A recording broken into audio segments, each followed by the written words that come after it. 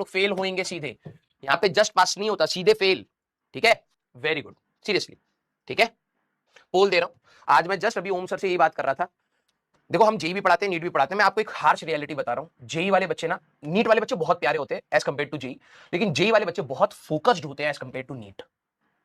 जब हम लोग उनकी क्लास में चैट चलाते हैं ना, लिटरली बता रहा हूं, rarest of the rarest case मेरी नजर पड़ती है ऐसे कमेंट्स पे, जो आपस में एक दूसरे से कुछ लड़का लड़की बात कर रहे हैं, लड़का लड़का बात कर रहे हैं, लड़की आपस वाला डिस्कशन उनमें होता ही नहीं है। बहुत rarest to the rarest case. वो बच्चे बहुत फोकस्ड होते हैं। वो उनका मेजॉरिटी कमेंट कभी भी देखूंगा, उनका मेरे लिए ही कुछ ना कुछ कमेंट होगा कि सर ये रिपीट कर दो, सर ऐसे कर ले। ये बहुत अच्छी बात होती है। पिछले साल भी नीट में ये इशू था, इस साल थोड़ा सा उससे ज्यादा ही है। तो जितने भी पढ़ने वाले बच्चे हैं ना बेटा, बहुत कम सीटें हैं, आप ये मान करके चलिए। 1 लाख सीटें हैं, उसमें प्राइवेट भी है, गवर्नमेंट की मिलाएंगे तो 50-60 हजार। जेई में उतनी सीटें नहीं है। अगर देखा जाए उनके एनआईटीज और आईटीज की अच्छी सीटें मिला लो तो वो भी उतनी ही मान लो 50 के आसपास हो जाती हैं। तो देखा जाए वो यहाँ में बच्चे ज्यादा बैठेंगे, आप में फेलियर रेट्स ज्यादा होंगे। तो you have to be more serious बेटा, मोर सीरियस।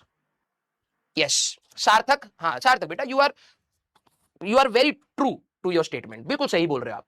लेकिन एक चीज मैं आपको बता रहा हूं, दुनिया में जितने भी टीचर्स हैं सारे बढ़िया, गधे तुम थे। समझ रहे हो? एक बच्चे को लग रहा है कि मैं दूसरे का नाम लिख दूंगा तो मैं कूल हो जाऊंगा। बेटा तू फेल हो जाएगा।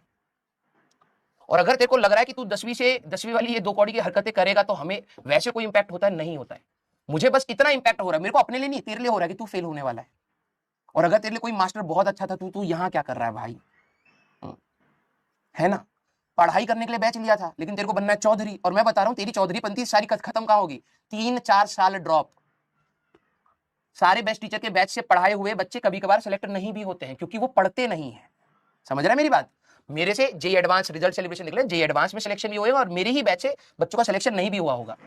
हो सकता है लास्ट रैंक भी मेरा ही पढ़ाया हुआ बच्चा होगा। तो मेरा कभी इसमें कोई क्रेडिट है ही नहीं। सारा खेल बच्चे का होता है। ठीक है? और तू होने वाला है बिल्कुल प्रचंड फेल, प्रचंड।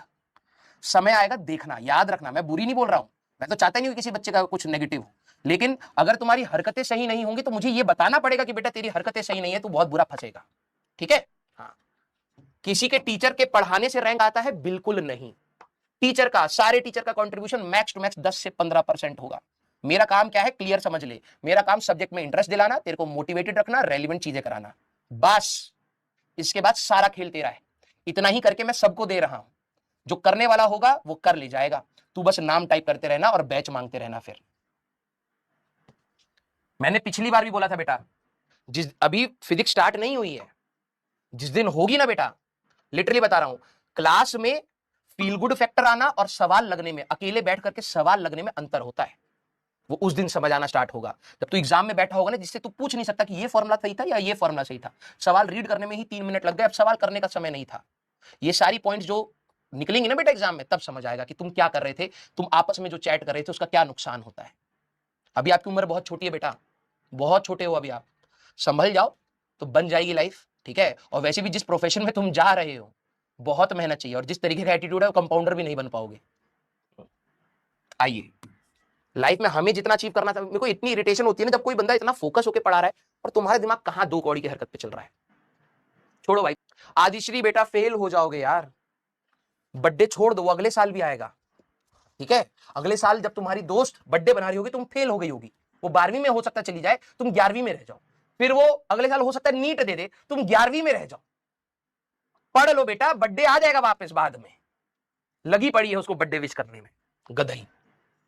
मैंने आपको कहा था ना आते ही कि आपकी क्लास में ये वाले बच्चे बहुत ज्यादा है।